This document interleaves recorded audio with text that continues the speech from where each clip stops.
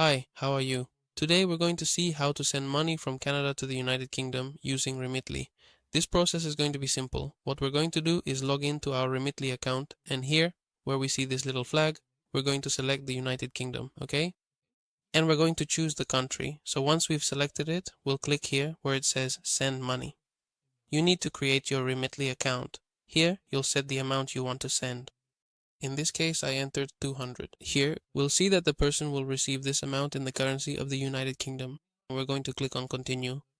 And here we're going to choose how we're going to make the...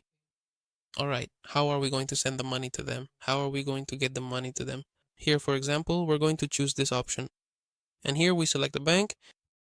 Here we enter the person's IBAN. Okay. And we click continue until we've filled in all the person's payment details, and that's it. It's pretty simple. And well, if this video helped you, please leave a comment and subscribe.